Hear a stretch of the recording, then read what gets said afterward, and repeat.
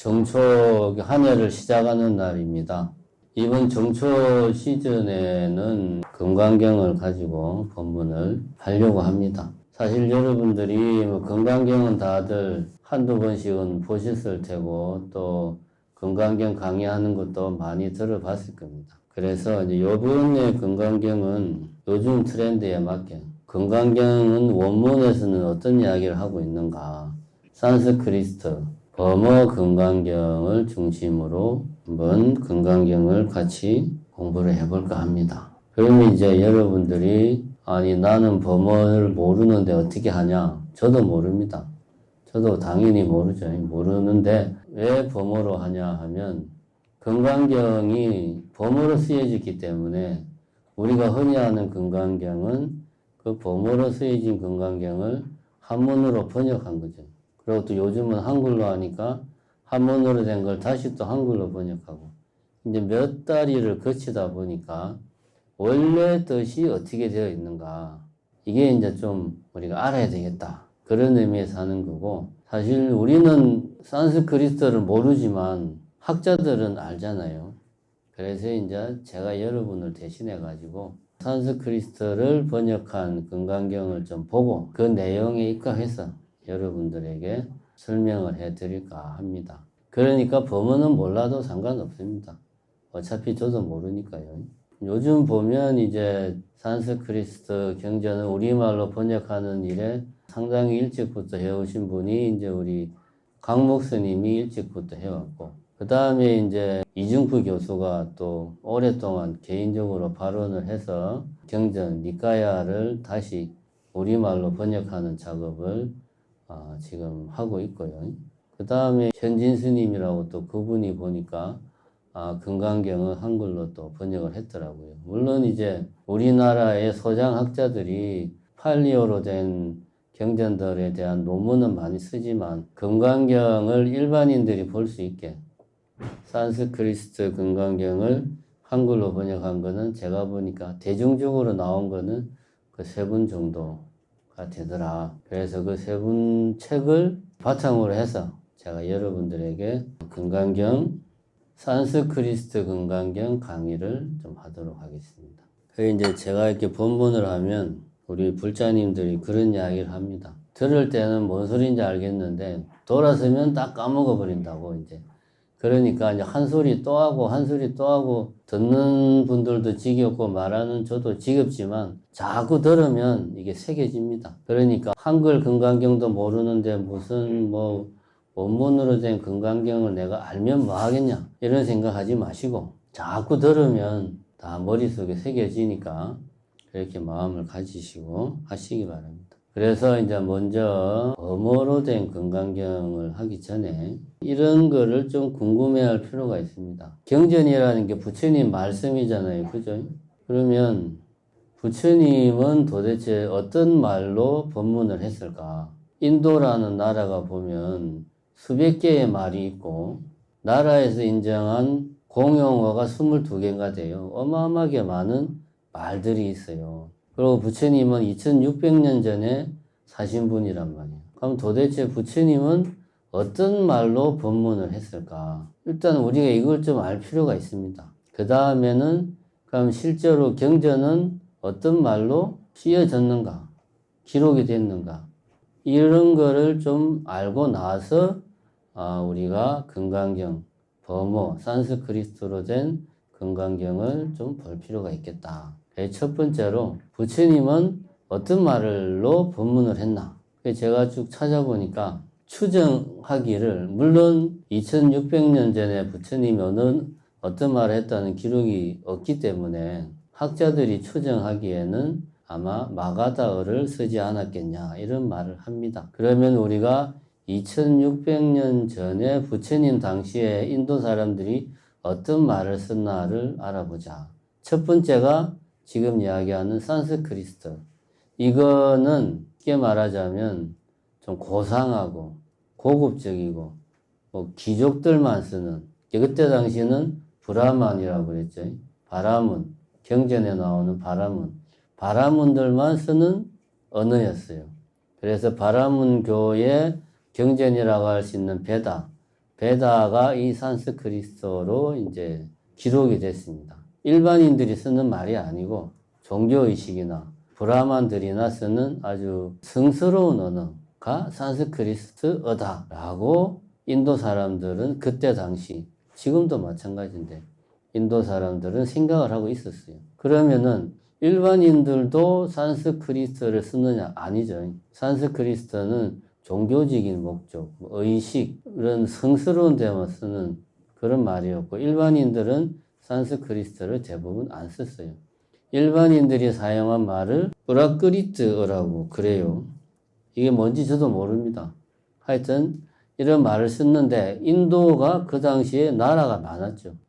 우리 부처님이 이제 많이 계셨던 코살라국도 있었고 마가다국도 있었고 이게 이제 그 당시에 큰 나라였어요. 이런 나라마다 쓰는 말이 있었겠죠. 뭐 크게 다르진 않았겠지만 쓰는 말이 있었을 겁니다. 그래서 추정하기로는 뭐 마가다어를 쓰지 않았겠냐 이렇게 추정을 하고 있습니다. 이거는 우리가 확인할 수 없는 거기 때문에 그러면 일단 여기서는 우리가 정리할 수 있는 게 부처님 당시에는 산스크리트어와 프라크리트어라고 크게 두 개로 나눌 수 있다. 산스크리트어는 어떤 바라문들이 자기들의 종교의식, 뭔가 성스러운 것에 쓰는 그런 말이었다. 일반인들은 뭐 프라크리트어라는 걸 썼다. 그러면 이게 그러면은 뭐 무슨 사투리나 방언이냐? 그건 아닙니다. 부처님이 경전에 그런 말은 했어요. 방언을 사투리를 쓰지 마라. 왜냐하면 출가한 수행자들이 여러 지역에서 출가를 해서 왔을 거 아닙니까? 근데 각자 자기 사투리를 막 쓰면 소통에 어려움이 있으니까 가능하면 표준어를 써라.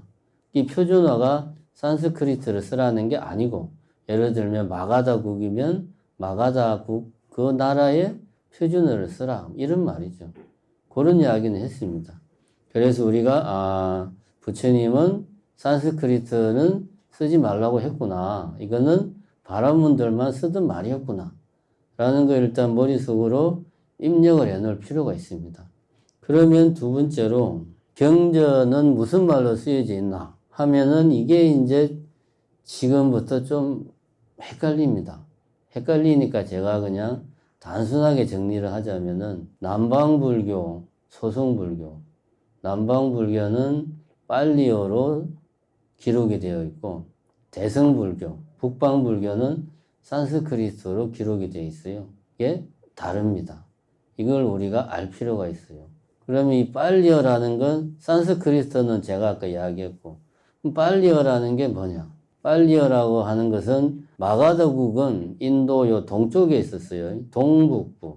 그다음에 빨리어는 이제 서쪽 서북부 쪽에서 쓰던 말이었어요. 서북부 쪽에. 근데 왜 부처님은 주로 동북부에서 활동을 했는데 왜 서북부 쪽에 그러니까 겐지저 강이 있는 이쪽 겐지저 강이 아니고 인더스 강이 있는 서쪽에 있는 지역의 말로 남방불교가 기록이 되었나? 이게 이제 우리가 의문이 듭니다.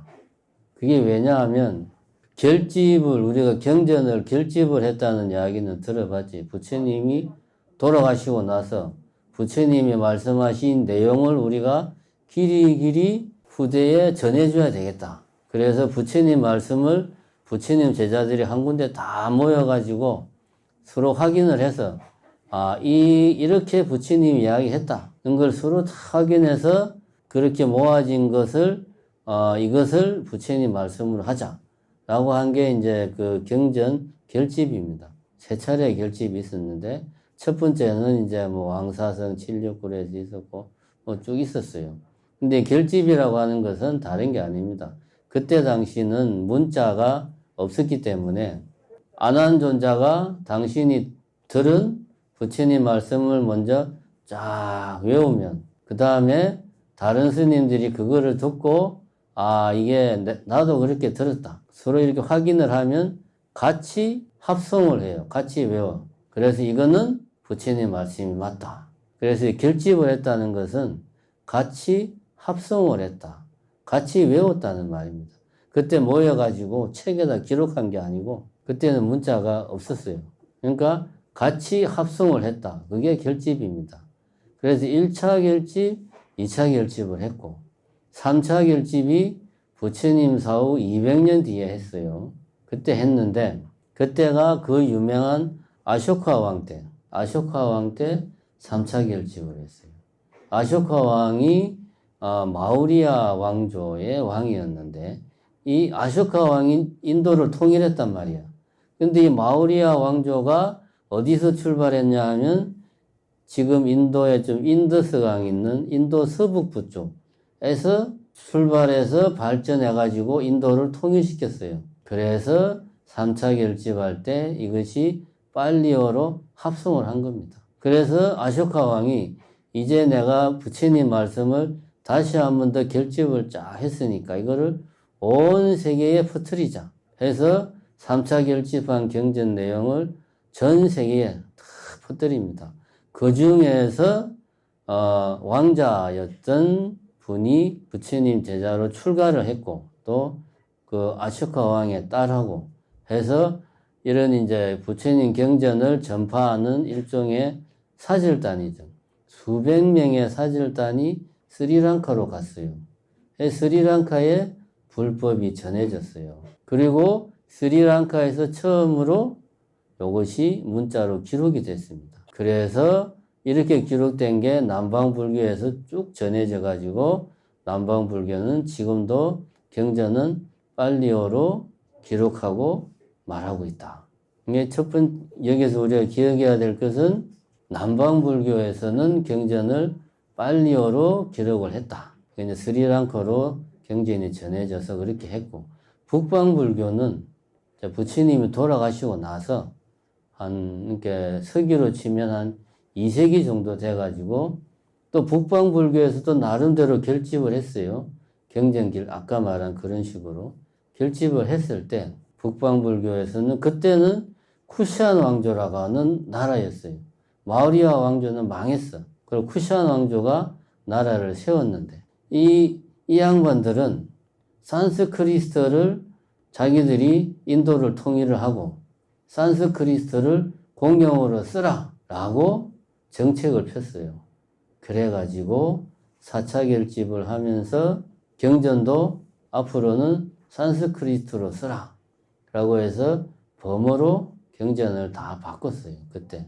그러면서 그 이후에 나온 대성경전들도 범어로 다 기록이 된 겁니다. 그래서 금강경도 범어로 기록이 됐죠. 우리가 학자들이 추정하기에 금강경이 대충 한 2세기 정도에 만들어졌을 거다라고 이야기를 합니다. 여러분들이 잘 아시겠지만 금강경은 부처님이 직접 말씀하신 경이 아니죠. 그런 경이 아니고 대성불교에서 상당히 초기에 나온 경전입니다. 그러니까 이거는 애시당초부터 산스크리트로 쓰여진 경이죠. 그래서 우리가 이 금강경을 범어로 된 금강경을 알 필요가 있다라고 이야기를 하는 겁니다. 어쨌든 뭐 다른 이야기는 다 우리가 기억이 안 나면은 잊어먹어도 좋습니다. 그런데 금강경은 산스크리트로 원래 쓰여진 경전이다. 대략 서기 한 2세기 정도에 만들어졌다. 요 사실만 기억을 하면 되겠습니다. 그래서 이제 요번 이 정초기도 기간에 우리가 산스크리트로 된 금강경이 어떤 내용을 담고 있는가 하는 것을 주로 이야기를 할까 합니다. 오늘 날씨가 추우니까 제목까지만 하고 제가 끝내겠습니다. 춥죠? 금강반야 바라밀경, 이게 금강경 제목입니다. 이 정도는 알고 우리가 있어야지. 금강이라는 것은 뭐 우리가 잘 아는 금강, 다이아몬드, 이걸 말하는 것일 수도 있고 여러 가지 의미가 있습니다. 이제 원문을 보면 와즈라라는 말이에요. 와즈라가 뭐냐 하면 인드라 신 알죠? 인드라.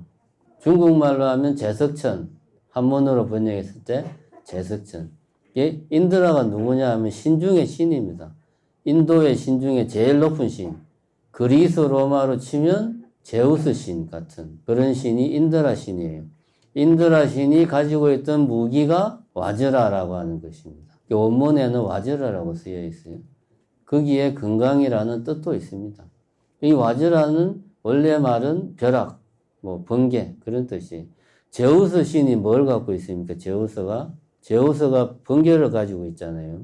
자연현상 중에서 우리 사람들이 보기에 가장 위력적이고 가장 무서운 게 뭐냐 보니까 벼락 치는 거, 번개 치는 게 제일 무섭고 강력한 거야.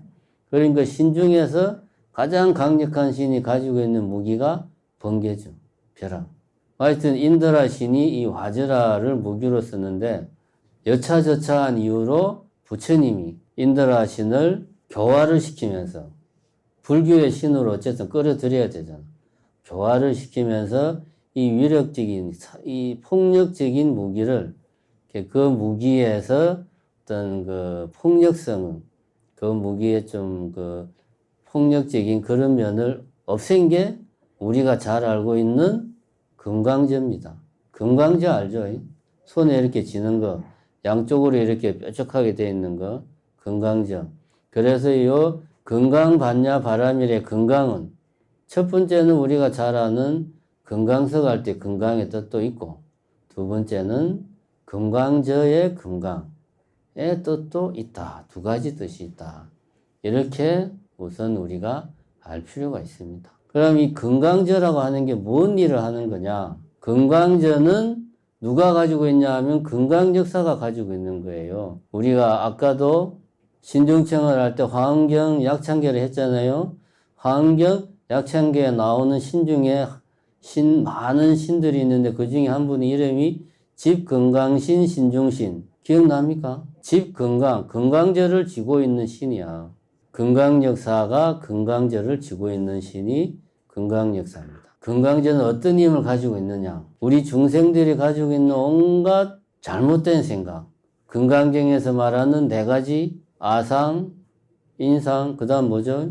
중생상, 수자상으로 대표되는 잘못된 생각을 깨트리는 거죠. 또 그런 잘못된 생각으로 살아가는 내지는 잘못된 생각을 옳다고 막 말하고 다니는 사람들을 혼내는 그런 게 건강저가 하는 일입니다. 그러니까 건강 반야 바라밀경에서 건강은 앞에서 이야기했듯이 그런 건강저와 같이 모든 우리들의 잘못된 생각을 깨트리는 그런 경전이다 하는 의미의 건강, 그런 의미가 있고, 이걸 만약에 다이아몬드, 건강석으로 우리가 이해를 하면 건강석은 모든 걸 다 깨부술 수가 있잖아요. 잘라낼 수가 있고. 그래서 그 어떤 것도 잘라낼 수 있다 하는 의미의 또 건강석의 의미를 가지고 있다. 따지고 보면 같은 건데 이런 건강에는 이런 의미가 있다. 그 다음에 원래 원문에는 건강 다음에 능이 자른다 라는 단어가 들어가 있어요. 능단. 원문에는 이게 체티카라는 단어가 들어가 있어요. 근데 구마라집 스님이 번역할 때 이건 뺐어요. 왜냐하면 건강이라는 말 안에 이미 그 뜻이 들어가 있다고 구마라집 스님이 생각을 한 거예요. 그래서 이제 뺐습니다. 원래 산스크리트 건강경을 제목 그대로 이야기하면 건강, 능단, 반야, 바라밀경 이렇게 됩니다. 그러니까 건강저처럼 모든 잘못된 생각을 능히 잘라버릴 수 있는 그런 반야, 지혜로서 바라밀, 피안으로 건너가는 그런 경전이다. 이런 이야기입니다. 그 다음에 반야. 반야는 지혜를 말하는 거죠. 지혜. 반야라는 말은 범어로 하면은 뿌라냐라고 합니다. 뿌라냐. 지혜라는 말이죠. 한문으로 지혜. 지혜가 뭐냐? 지혜는 지와 해가 합쳐서 지혜입니다. 지는 알지자. 해는 지혜할 때 해자. 지라고 하는 것은 정확하게 아는 겁니다. 지. 우리가 지혜라고 하면 뭔가 좀 처세술, 좀 개념이 잘 안 오잖아요. 지혜의 지는 정확하게 아는 것, 올바르게 아는 것. 정보력이죠. 해는 그것을 제대로 실행할 수 있는 실천력, 실행력. 이게 해입니다. 그래서 우리가 뭘 알기만 알고 제대로 할 줄 모르는 사람을 보고 지혜롭다는 말을 안 해요. 올바로 알고 제대로 실행하는, 실천하는 사람, 처세를 제대로 하는 사람을 우리가 지혜롭다라고 이야기합니다. 그러니까 지혜라는 말 안에는 지식과 실천이 다 들어가 있다. 이렇게 우리는 지혜라는 말을 이해를 해야 됩니다. 육조 스님이 이야기하기를 지라고 하는 것은 어리석은 마음을 일으키지 않는 것이다. 이렇게 이야기를 했습니다. 해라고 하는 것은 방편을 쓰는 것이다. 이렇게 이야기했어요. 그러면은 육조 스님이 이야기할 때 지혜는 뭐냐? 두 개를 합치면 방편을 써서 어리석은 마음을 일으키지 않는 것이다. 라고 이야기할 수 있습니다. 이게 우리가 생각하는 중국에서 한문으로 썼을 때 지혜라는 말의 의미입니다. 그러니까 원래 뜻, 반야, 브라냐라는 말은 무슨 뜻이냐? 이 말을 뜻 그대로 옮기면은 현전지라고 옮기는데 뭔 말이냐면 나타난다 여기가 현, 어디에 전, 내 앞에 또렷하게 나타나서 그것을 내가 정확하게 내 앞에 마치 있는 그대로를 내가 앞에 놓고 보듯이 정확하게 아는 것, 이게 불아냐, 지혜다. 해서 그 뜻을 그대로 풀면은 현전지라고 하는데 이렇게 번역을 잘 안 하고 우리가 흔히 쓰듯이 지혜라고 번역을 하거나 아니면 소리 나는 대로 불아냐라고 하는 범어를 소리 나는 대로 그냥 해서 반야라고 번역을 하는 겁니다. 그래서 우리가 반야는 뭐다? 지혜다. 지혜는 뭐다? 내 눈앞에 놓고 보듯이 있는 그대로 또렷하게 아는 것. 이것이 지혜다. 핵심은 있는 그대로 정확하게 아는 것. 이게 핵심입니다. 그러면 있는 그대로 정확하게 알지 못하는 게 뭐냐? 그게 바로 금강경에서 말하는 아상, 인상, 중생상, 수자상입니다. 이게 부족한 정보를 바탕으로 해서 내 기억 속에 있는 정보들을 끌어모아 가지고 대충 아는 겁니다. 그래서 우리가 잘못된 생각을 하는 겁니다. 그런 생각을 깨트려야 된다. 그래야지만이 있는 그대로 올바로 정확하게 알 수 있고 올바로 정확하게 알아야 우리는 고통에서 벗어나서 피안, 열반의 세계로 갈 수 있다. 라고 하는 게 부처님의 가르침의 핵심이에요. 그래서 반야, 금강경 제목에 반야, 불아냐, 지혜가 들어간다. 바람일은 건너간다는 말이죠. 어디에서? 이곳에서, 이 언덕에서, 차 안에서, 어디로? 저 언덕으로, 피안으로. 저 언덕은 어디 따로 있는 게 아니고 이 언덕은 우리 중생들이 살고 있는 고통과 번뇌의 세계고 저 언덕은 고통과 번뇌를 여인 열반의 세계죠. 열반이 뭐 죽었다는 말이 아니죠. 내가 번뇌를 완전히 종식시키면 지금 이 자리가 열반이 되는 겁니다. 파라미타는 건너간다. 이런 뜻입니다. 그러면은 건강, 반야, 바람일경을 합쳐서 말을 풀어보면 반야, 바람일경인데 반야, 지혜로서 바람일, 열반의 세계로 인도하는 경이다. 이 경은. 그런데 그 지혜가 어떤 지혜냐? 건강과 같은 지혜다. 건강저와 같은 지혜다. 건강저와 같아서 온갖 잘못된 생각을 깨트리는 그런 지혜다. 그래서 말을 완전히 풀이하면 건강저와 같은 지혜로서 열반의 세계로 인도하는 경이다. 라고 하는 게 건강, 반야, 바람일경이다. 감사합니다.